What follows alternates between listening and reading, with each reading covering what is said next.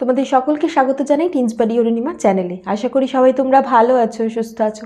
আজকে class 7-এর chapter 4-এর part 6 নিয়ে আলোচনা করব। আজকের যে টপিক সেটা হলো সংশ্লেষিত পদার্থ, এবং এই সংশ্লেষিত পদার্থের মধ্যে শুধুমাত্র পলিমার নিয়েই আজকে আলোচনা করব।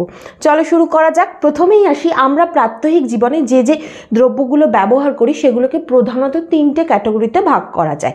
একটা হলো প্রাকৃতিক, প্রক্রিয়াজাত এবং সংশ্লেষিত। প্রাকৃতিক মানে বুঝতেই পারছো, যেটা ডাইরেক্টলি আমরা প্রকৃতি থেকে পাচ্ছি এবং সেটাকে ব্যবহার করছি। ব্যবহার মানে কিন্তু এখানে সমস্ত কিছু, মানে খাওয়া, ব্যবহার করা, এগুলো সমস্ত কিছুই আসছে। যেমন ধরো যে কোনো রকম ফল আমরা সরাসরি প্রকৃতি থেকে পাচ্ছি এবং সেটাকে খাচ্ছি। তার সাথে সাথে যেমন ধরো রিঠা ফল, এই রিঠা ফলটা কি করি আমরা প্রকৃতি থেকে পাই এবং সেটাকে জলে ভেজালেই কিন্তু সেখান থেকে একটা সাবানের মতো পদার্থ তৈরি হয়। খুব মাইল্ড সোপ পাওয়া যায়, সেটা দিয়ে আমরা অনেক সময় উলের জামা কাপড় ধুই বা আমাদের চুল ধুই, এগুলোতে কাজে লাগছে। তাহলে যেহেতু রিঠা ফল সরাসরি প্রকৃতি থেকে পাচ্ছি, সেটাকে আমরা ব্যবহার করছি। যেমন ধরো শিকাকাই, আমলা, তারপর যে কোনো রকম ফল, এই সমস্তগুলোই পড়ছে প্রাকৃতিক পদার্থের মধ্যে। তারপর আসি হলো প্রক্রিয়াজাত, যে কোনো রকম তেল, ঠিক আছে, তারপর ধরো যে কোনো রকম মশলা, এগুলো আমরা প্রকৃতি থেকে পাচ্ছি কিন্তু কিছুটা পরিমাণ আমরা প্রক্রিয়া করে নিচ্ছি নিজেদের সুবিধার্থে, সেটাকে বলছে হলো প্রক্রিয়াজাত পদার্থ। যেমন নারকেল তেল, সর্ষের তেল, এই সমস্তগুলো, কারণ তেলগুলো আমরা বীজ থেকে পাচ্ছি এবং এটাকে আমরা সরাসরি ব্যবহার করতে পারছি না, ঘানিতে পিষে নিচ্ছি, সেখান থেকে তেল বার হচ্ছে, তাহলে অবশ্যই প্রক্রিয়া করা হচ্ছে, সেখান থেকেই আমরা তেল পাচ্ছি। আর শেষ হলো সংশ্লেষিত।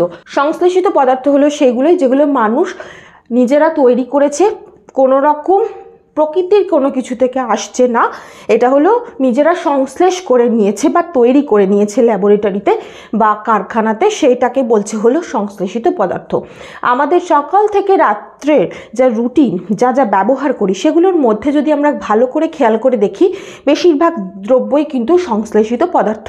ঘুম থেকে উঠে যে টুথপেস্ট ইউজ করছি এবং রাতে শুতে যাওয়ার সময় যে ক্রিম, সাবান, হ্যানাত্যানা ইউজ করছি, সমস্ত কিছুই এই সংশ্লেষিত পদার্থের মধ্যে পড়ছে।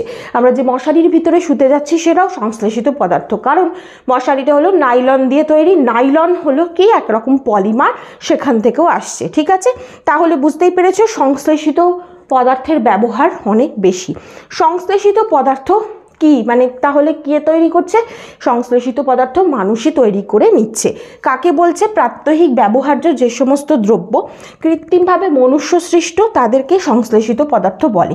যেমন প্লাস্টিক, যেমন নাইলন সুতো, যেমন টেরিলিনের যে সুতো পাওয়া যায় সেগুলো, টুথপেস্ট, সাবান, শ্যাম্পু, ডিটারজেন্ট, সমস্ত কিছু সেগুলোই মেনলি সংশ্লেষিত পদার্থের মধ্যে আসছে। তাহলে আমাদের জীবনে সংশ্লেষিত পদার্থের গুরুত্ব অপরিসীম। এবার আসি পলিমার কাকে বলে। পলিমার শব্দটাকে যদি আমরা লক্ষ্য করি, তাহলে এই যে পলিমার শব্দটা দুটো গ্রিক শব্দ থেকে এসেছে, পলি আর মেরাস। পলি শব্দের অর্থ হলো বহু, মেরাস শব্দের অর্থ হলো অংশ বা খণ্ড।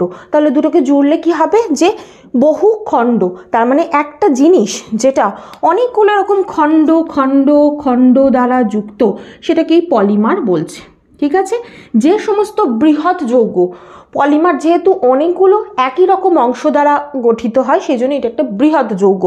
অনেকগুলি ক্ষুদ্র ক্ষুদ্র যৌগ অণুর মধ্যে শৃঙ্খল দ্বারা গঠিত হয়েছে, তাদেরকেই পলিমার বলছে, ঠিক আছে। এবার এই যে পলিমার, এটা দুই রকম হতে পারে, মানে প্রাকৃতিকভাবে বা আমরা সংশ্লেষিতভাবে যাভাবে উৎপন্ন অনুযায়ী কিভাবে তৈরি হচ্ছে সেটার উপর নির্ভর করে পলিমার দুই প্রকার হচ্ছে, প্রাকৃতিক আর সংশ্লেষিত।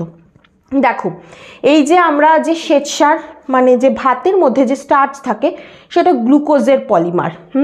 তারপর যে ধরো আমরা প্রোটিন খাই, প্রোটিনটা হলো অ্যামাইনো অ্যাসিডের পলিমার, ঠিক আছে। তাহলে এই যে আমরা শ্বেতসার খাই, শ্বেতসারটা হলো কিসের পলিমার? গ্লুকোজের পলিমার, ওকে।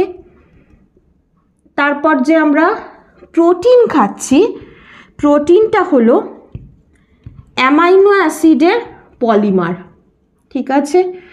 আচ্ছা, তারপর ধরো এই যে কাঠও একরকম পলিমার, ঠিক আছে, কারণ কাঠ সেলুলোজ, হেমিসেলুলোজ, লিগনিন, পেকটিন এগুলো দ্বারা গঠিত। এগুলো সব পরপর যুক্ত হয়ে গঠন করছে। তারপর ধরো উল, সেটাও তাই, সিল্ক সেটাও তাই, আমাদের শরীরে যে ডিএনএ আছে সেটাও তাই, সেটাও পলিমার দ্বারা গঠিত। ঠিক আছে, তার সাথে সাথে এই যে বললাম প্রোটিন, সেলুলোজ, এগুলো সমস্ত কিছুই দ্বারা গঠিত।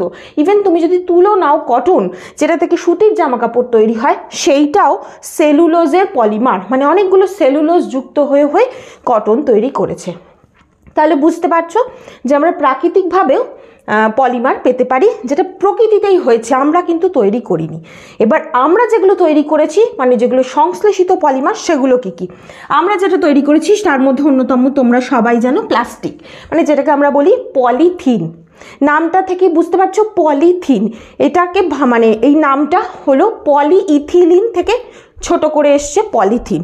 তাহলে পলিইথিলিন, তাহলে অনেকগুলো ইথিলিন যুক্ত হয়ে হয়ে এই একটা ইথিলিন, এই একটা ইথিলিন, এই একটা ইথিলিন, এই একটা ইথিলিন, এরমভাবে পলিথিন গঠন হয়েছে। পলিথিন সহজে প্রকৃতিতে ভাঙে না বা ভাঙেই না, কারণ কি?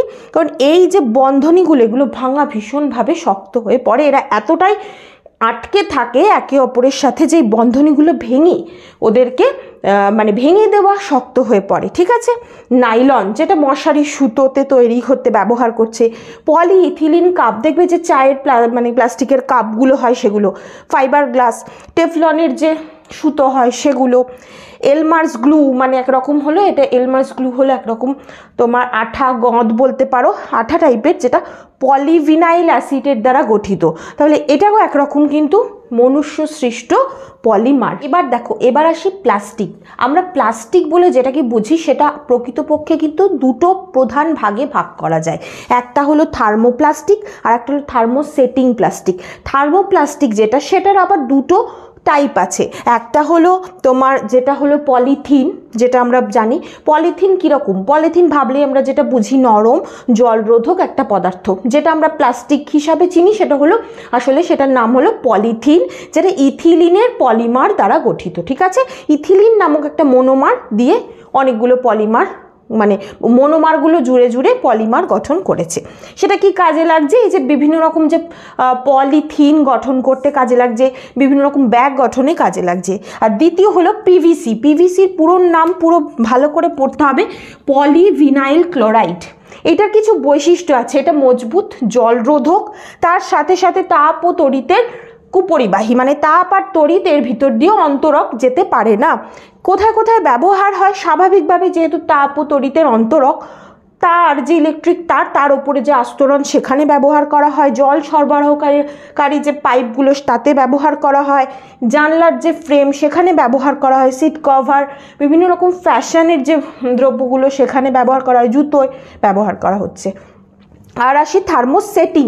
নামটা থেকে বোঝো যে থার্মোসেটিং মানে এইটা তৈরি করার পর একবার ঠান্ডা হয়ে গেলেও একটা নির্দিষ্ট আকার নিয়ে নেয় এবং সেই আকারটা সহজে বদলায় না। ঠিক আছে, এটার প্রধানত যে উদাহরণ সেটা হলো পেট। পেটের পুরো নাম খুব ভালো করে পড়তে হবে, পলিইথিলিন টেরেপথ্যালেট।